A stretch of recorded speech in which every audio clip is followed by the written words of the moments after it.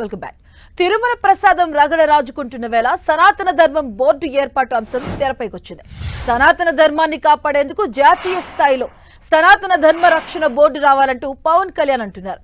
జాతీయ స్థాయిలో విధాన నిర్ణేతలు, మత పెద్దలు, న్యాయ వ్యవస్థ, పౌరులు, వారి సంబంధిత డొమైన్లలో అందరి ద్వారా చర్చ జరగాలి అన్నారు.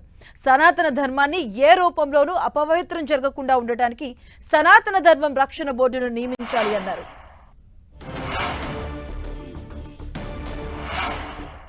Should be Sanatana Dharma Parirakshana Board is the order of the day. It is very essential. That's what I feel.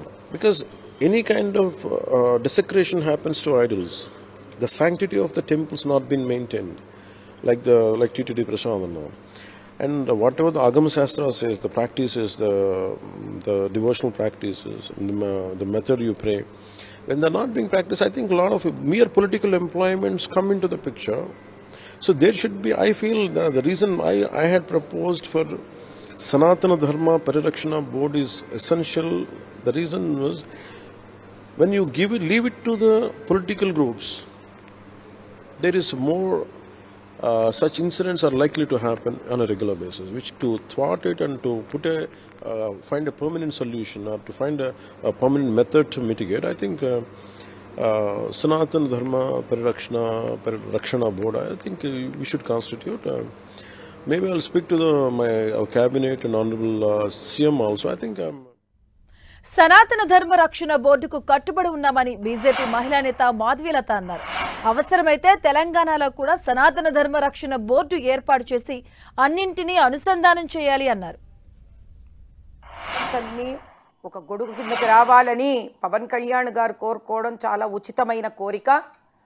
ఆ కోరిక మేరకు తెలంగాణలో కూడా నాలాంటి వ్యక్తులు ఏమన్నా చేయగలిగితే మేము కూడా ఇక్కడ ఏదైనా ఆర్గనైజేషన్ మొదలు పెట్టాలంటే నేను దీనికి అన్ని రకాలుగా సన్నిధురాలై ఉంటాను, నేను సంసిద్ధురాలనై ఉంటాను, ఏకీభవిస్తాను. నేను దీనికి ఎక్కడ కూడా ఒక సంస్థ మొదలు పెడతాం మేము కూడా కావాలంటే ఆ సంస్థని దాంతో దీనిపై మరింత సమాచారం మా కరెస్పాండెంట్ దుర్గా అందిస్తారు. దుర్గా,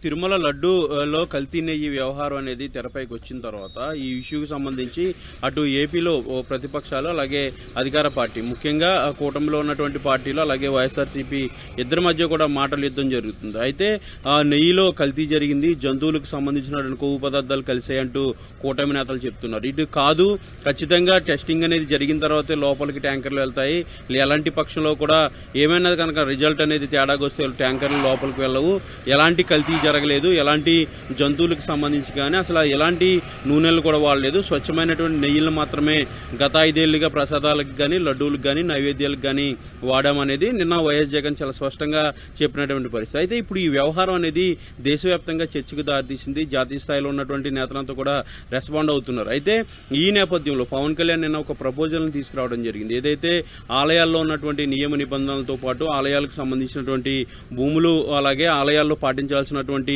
కొన్ని ఏదైతే స్ట్రిక్ట్ గా రూల్స్ ఉంటాయో వాటన్నిటిని కూడా ఫాలో అవ్వాలంటే ఖచ్చితంగా సనాతన ధర్మ పరిరక్షణ బోర్డు అనేది ఏర్పాటు కావాలి. జాతీయ స్థాయిలో దీనికి సంబంధించినటువంటి చర్చ జరిగి ఒక బోర్డుని కనుక ఏర్పాటు చేసినట్లయితే ఈ బోర్డు ద్వారా ఎక్కడా కూడా ఆలయాల్లో ఇలాంటి ఇబ్బందులకరమైనటువంటి పరిస్థితులు రాకుండా ఉండేందుకు అవకాశం ఉంటుంది. దేశవ్యాప్తంగా ఉన్నటువంటి ముఖ్యంగా ఏదైతే ఆగమన శాస్త్రానికి సంబంధించి లేదంటే హిందూ సాంప్రదాయాలకు సంబంధించి వీటన్నిటిని కూడా ఫాలో అవ్వాలంటే ఖచ్చితంగా సనాతన ధర్మ పరిరక్షణ బోర్డు అనేది ఉన్నట్లయితే ఆ బోర్డు ద్వారా వీటన్నిటినీ కూడా స్ట్రీమ్ లైన్ చేయొచ్చు అనేది పవన్ కళ్యాణ్ అని చెప్పినటువంటి ప్రపోజల్. అయితే ఈ ప్రపోజల్ కి అటు కేంద్రం నుంచి రెస్పాండ్ అయితే కేంద్రం నుంచి ఈ బోర్డు ఏర్పాటుకు సంబంధించినటువంటి అడుగులు కనుక పడే అవకాశాలు అయితే ఖచ్చితంగా కనిపిస్తున్నాయి. ఎందుకంటే పవన్ కళ్యాణ్ కూడా బీజేపీ అలయన్స్ లో ఉన్నారు, ఏపీలో కూటమి ప్రభుత్వం కూడా అధికారంలో ఉంది కాబట్టి ఇటు ఏపీ ప్రభుత్వం నుంచి ఒక ప్రపోజల్ తీసుకొస్తారు. అంటే ఏపీ స్థాయిలో ఈ బోర్డుని ఏర్పాటు చేస్తారా లేదంటే జాతీయ స్థాయిలో బోర్డుని ఏర్పాటు చేస్తారా అనే దానికి సంబంధించి కూడా క్లారిటీ అయితే వచ్చే అవకాశం కనిపిస్తుంది. పవన్ కళ్యాణ్ మాత్రం ఈ సనాతన ధర్మ పరిరక్షణ బోర్డు అనేది ఏర్పాటు చేసినట్లయితేనే ఇలాంటి ఇబ్బందులకరమైనటువంటి పరిస్థితులు లేకుండా కన్ఫ్యూజ్ వాతావరణం, ముఖ్యంగా హిందువుల మనోభావాలు దెబ్బతీసే విషయానికి సంబంధించి అభిప్రాయాలు లేదంటే ఇబ్బందులు రాకుండా ఉంటుందని కూడా పవన్ కళ్యాణ్ నిన్న చెప్పడం జరిగింది. దీంతో పాటు ఏదైతే ఆలయాలకు సంబంధించినటువంటి ఆస్తులు కానీ లేదంటే అక్కడ ఉన్నటువంటి భూములు కానీ అక్కడ పాటించాల్సినటువంటి నియమాలు కానీ అలాగే ఏదైతే ఆగమన శాస్త్రానికి సంబంధించినటువంటి ఫాలో కావాల్సినటువంటి కొన్ని ప్రక్రియలు కానీ వీటన్నిటిని కూడా ఫాలో చేయాలంటే ఖచ్చితంగా బోర్డు పర్యవేక్షణ ఉన్నట్లయితే ఖచ్చితంగా ఇవన్నీ కూడా ఎక్కడ ఇబ్బందులు లేకుండా జరుగుతుంది. కాబట్టి హిందువుల మనోభావాలు కూడా ఎక్కడ దెబ్బతీసే అవకాశం కూడా కనిపించదు అనేది చాలా స్పష్టంగా పవన్ కళ్యాణ్ చెప్పారు. ఇందులో భాగంగానే సనాతన పరిరక్షణ బోర్డు సంబంధించినటువంటి యాక్టివిటీ ఏదైనా స్టార్ట్ అవుతుందో పవన్ కళ్యాణ్ దీన్ని ఇనిషియేట్ తీసుకుని కేంద్రంతో మాట్లాడే ప్రయత్నం చేస్తారనేది రానున్న రోజుల్లో తెలిసే అవకాశం కనిపిస్తుంది. ఏదైనప్పటికీ కూడా ఈ తిరుమల ప్రసాదం వ్యవహారానికి సంబంధించి అయితే ఏపీలో పొలిటికల్ హీట్ తో పాటు దేశవ్యాప్తంగా ఒక ఇంట్రెస్టింగ్ చర్చకు దారితీసినటువంటి పరిస్థితి.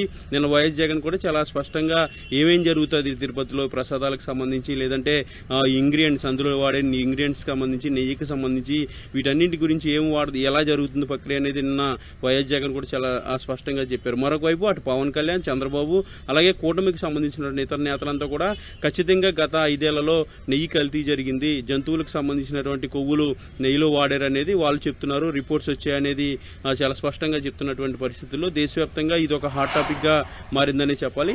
ఈ నేపథ్యంలో పవన్ కళ్యాణ్ తీసుకొచ్చినటువంటి సనాతన ధర్మ పరిరక్షణ బోర్డు ప్రపోజల్ అనేది ఎంతవరకు ముందుకెళ్తుంది అనేది కూడా చూడాల్సి ఉంది. దుర్గా, అంటే ఇది ఎంతవరకు సాధ్యమవుతుంది? ఎందుకంటే ఒకవేళ ఇది సనాతన ధర్మ బోర్డు అనేది పెట్టినా కూడా ఏ అంశాలను కీలకంగా ప్రయారిటీస్ గా తీసుకోబోతున్నారు, అసలు ఎలా ఉండాలి అని? అంటే నిన్న పవన్ కళ్యాణ్ చాలా స్పష్టంగా చెప్పారు. సనాతన ధర్మ పరిరక్షణ బోర్డు అంటే ఆలయాల్లో పాటించాల్సినటువంటి నియమాలు అంటే దేశవ్యాప్తంగా ఉన్నటువంటి ప్రసిద్ధి చెందినటువంటి ఆలయాలు ఉంటాయి, అలాగే చిన్న ఆలయాలు ఉంటాయి.